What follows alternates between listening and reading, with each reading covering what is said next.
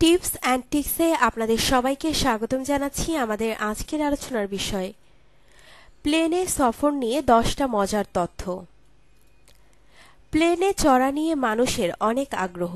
জীবনে প্লেনে কতবার চড়েছেন, নাকি এখনও একবারও চড়ার সুযোগ হয়নি?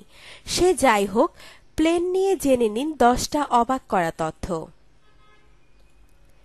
প্লেনে যে ইমার্জেন্সি অক্সিজেন মাস্ক দেওয়া হয় তা চলে মাত্র 15 মিনিট, যে কারণে এমার্জেন্সির সময় বিমান সেবিকারা বলেন 15 মিনিটের মধ্যেই আমরা বিপদ কাটিয়ে উঠতে পারব। বিমান দুর্ঘটনায় মরার সম্ভাবনা 100 কোটিতে একবার, কিন্তু প্লেনে চড়ার ভয় বা আতঙ্ক খুবই সাধারণ একটা ফোবিয়া। একই শিশু দুবার প্লেন দুর্ঘটনা থেকে বেঁচে যায়। 2003 সালে অস্কার নামের এক 3 বছরের শিশু বিমান দুর্ঘটনার মুখে পড়ে। ভয়াবহ বিমান দুর্ঘটনা থেকে শিশুটি দৈবৎ বেঁচে যায়, তবে তার মা ও ভাইরা মারা যায়। 8 বছর বাদে সেই শিশুটি বড় হয়ে বাবার সঙ্গে বাস্কেটবলের দলে খেলার জন্য প্লেনে ওঠে। আলাস্কায় সেই প্লেন দুর্ঘটনার মুখে পড়ে। মারা যায় ছেলেটির বাবা ও সৎমা। ছেলেটি 6 মাস কোমায় থাকার পর বেঁচে ফেরে।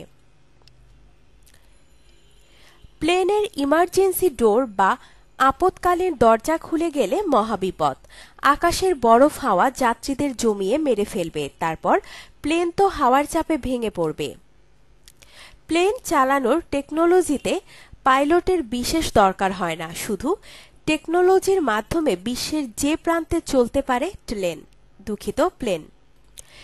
কিন্তু মেশিন কম্পিউটার বিগড়ে যাওয়ার ভয়ে পাইলট রাখতেই হয়।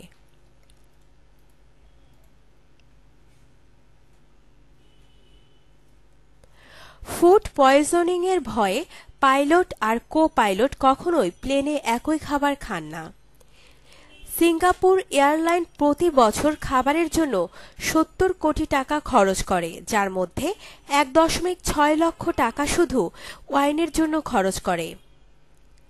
শিকাগোর ওয়াহারে আন্তর্জাতিক বিমানবন্দরে প্রতি 37 সেকেন্ড অন্তর প্লেন ওঠানামা করে।